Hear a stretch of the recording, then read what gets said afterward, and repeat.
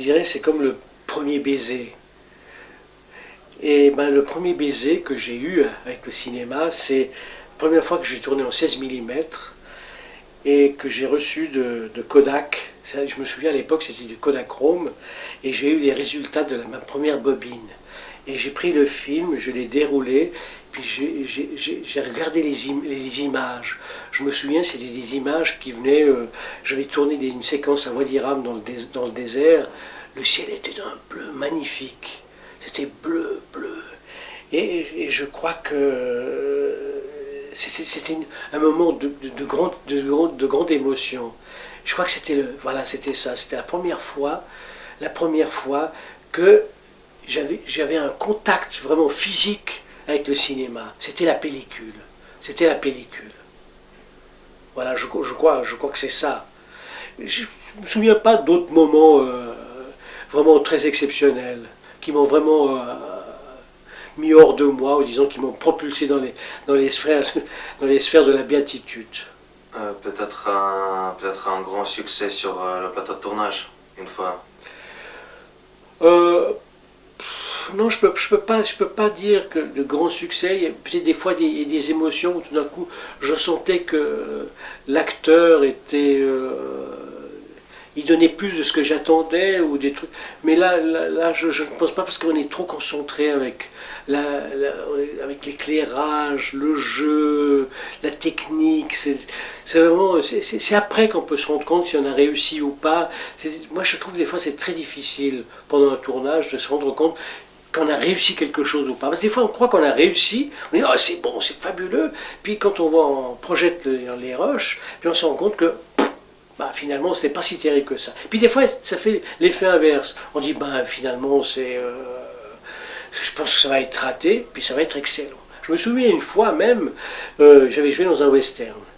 Et c'est une histoire d'une petite balle qu'il fallait qu'elle tombe de ma poche. Et ben, le, la- donc le réalisateur il fait une prise de vue, il dit c'est pas bon. Alors on a passé toute la soirée à répéter cette scène, et je lui dis mais écoute tu exagères, on a fait 12 fois la prise de vue, puis finalement au montage, en me souriant, il me dit ben tu sais, j'ai pris la première prise de vue. Alors, vous voyez, des fois, c'est très difficile. Alors, les émotions pendant le tournage, il faut s'en méfier un peu.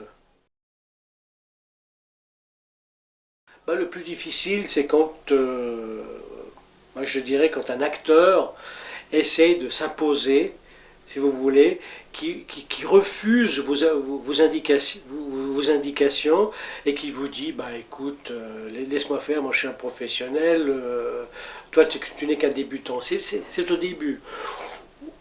Et puis que tout le monde veut s'en occuper, parce que comme si vous avez de la peine à expliquer un jeu à quelqu'un, et que tout d'un coup tout le monde veut essayer d'expliquer à l'acteur, et puis ensuite l'acteur il commence à prendre des airs et tout ça. Je trouve que c'est une situation, lorsque vous n'êtes plus le capitaine à bord, c'est ça, vous ne dirigez plus votre barque. J'ai présenté 2 films à Locarno.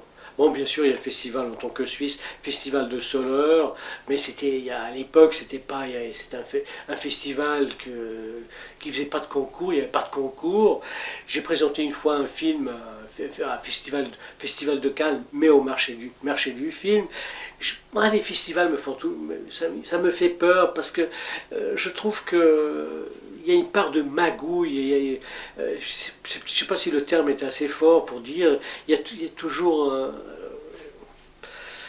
ah, moi, les festivals, c'est quelque chose qui me. C'est pas. C'est pas quelque chose qui est. C'est quelque chose de difficile à digérer.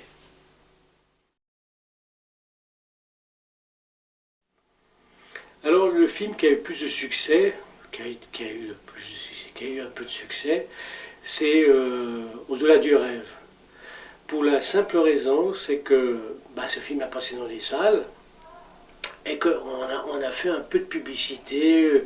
J'ai eu le droit à des articles dans les journaux, mais c'est surtout cet acharnement publicitaire qu'on a fait, parce que c'est un film très difficile.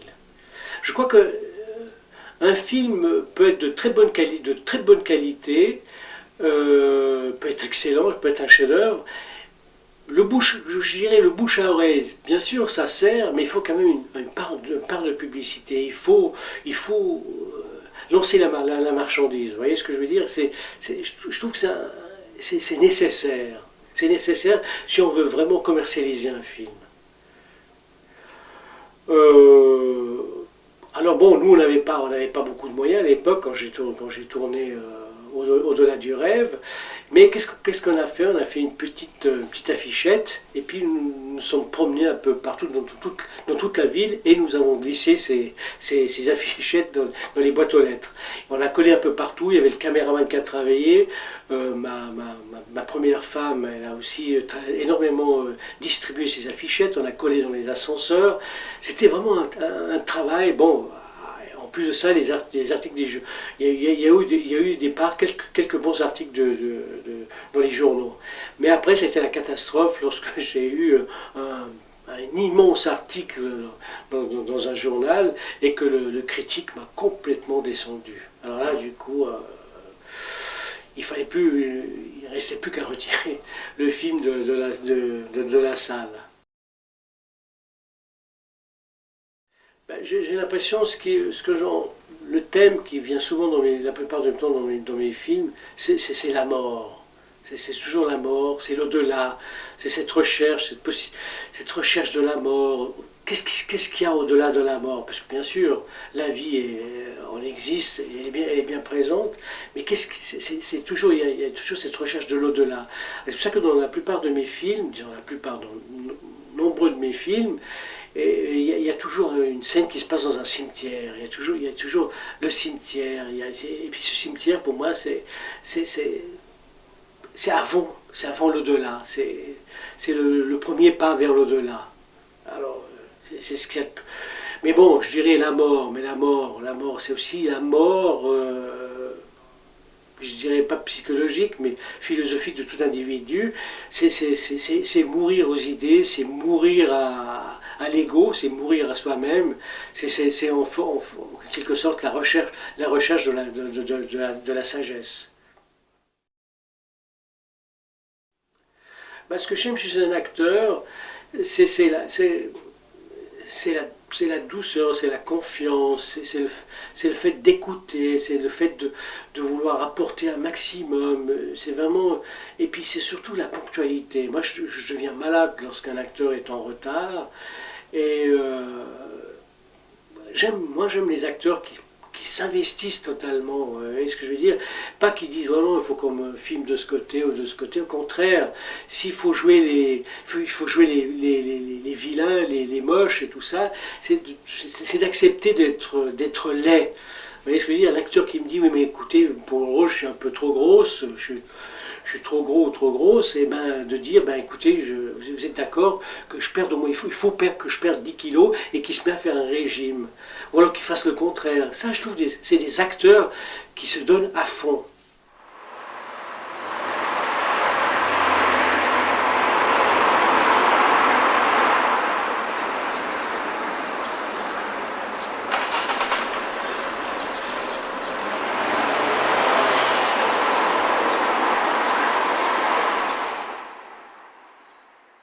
Eh ben, ils ont un peu l'esprit boy scout. Vous savez qu'un boy scout, quand il part à l'aventure ou il part en expédition, eh ben, il a son petit canif, son canif suisse, sa gourde.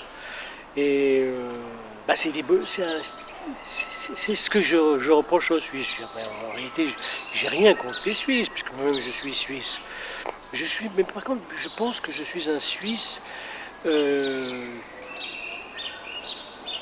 Mais qui n'a pas l'impression d'être suisse. D'ailleurs, j'ai l'impression de nulle part. C'est ça.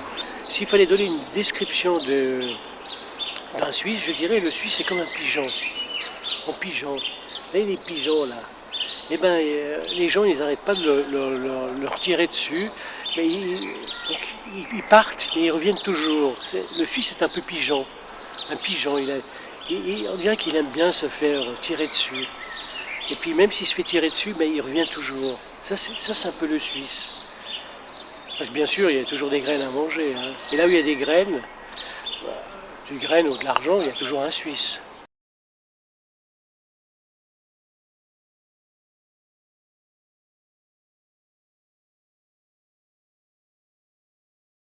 je dirais, il y a deux sortes de femmes.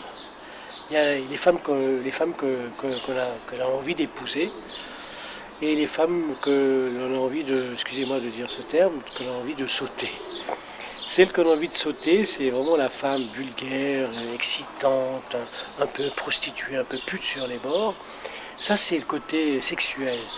Mais la femme avec qui on veut vivre, qu'on souhaite toujours vivre, c'est vraiment c'est la douceur, c'est la gentillesse, c'est la bonté. Elle doit être à la fois jolie et douce. Moi, c'est ce que je recherche. Mais bien sûr, on passe plus de temps avec une femme douce, une femme que l'on veut épouser, qu'avec une prostituée ou avec comme diraient certains de mes amis, et j'aurais tendance à dire aussi, que des fois j'ose pas le dire, avec des salopes. C'est que j'ai toujours tendance à comparer l'homme à un arbre. Vous voyez un arbre, quand il est jeune, il est fragile, élégant, souple, mais qu'on peut transformer, qu'on peut déformer, qu'on peut manipuler. Et puis, plus il vieillit, plus il s'épaissit, plus il devient épais, solide, on n'ose plus le bouger, on n'ose plus tordre une branche, puis après, plus il vieillit, plus il devient cassant. Et l'homme est ça, c'est ça l'homme.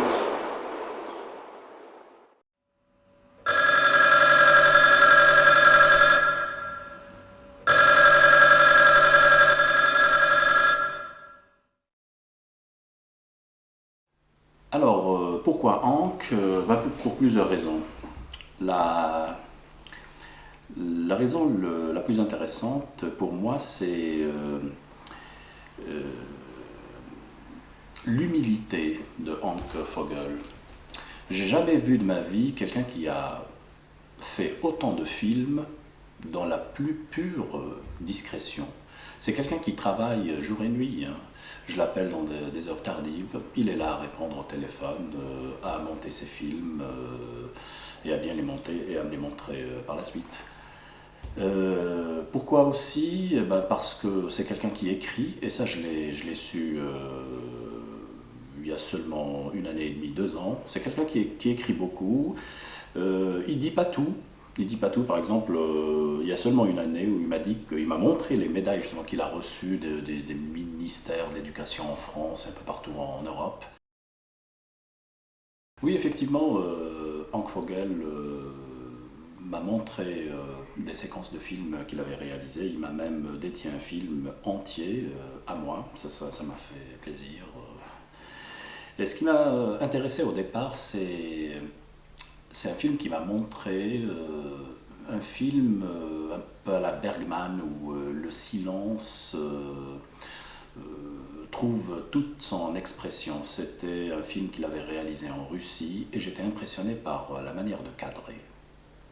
La manière de trouver l'endroit précis dans le paysage qui fait la richesse de son cadrage et puis par la suite de son montage. J'étais très très intéressé par sa manière de voir et de regarder. Ce qui est impressionnant chez Hank, comme personne déjà, c'est son immense soif de liberté. C'est quelqu'un qui a soif de liberté toutes les secondes. Et ça se voit dans son approche avec les élèves, avec moi-même, avec les enseignants et avec lui-même aussi. Ce qui est impressionnant chez lui aussi, c'est son immense culture. C'est sa soif, son besoin d'apprendre et les heures, les jours et les semaines qu'il investit à écrire, à essayer de trouver une histoire et à la développer et à la raconter. Alors ce qui est très intéressant chez lui aussi, c'est sa communicativité. C'est quelqu'un qui arrive à communiquer. On voit que c'est quelqu'un qui donne et qui n'attend rien en retour. Il donne un enseignement, il donne des idées, mais il n'est pas forcément dans l'attente. C'est quelqu'un qui fonctionne comme ça, et je profite de l'occasion pour le saluer. Et c'est quelqu'un que c'est un touche-à-tout dans l'art. Il fait l'art, c'est quelque chose, je dirais, qui le motive à à regarder la nature justement avec les yeux d'un homme qui est plein de richesses et qui est prêt à les communiquer. C'est un artiste.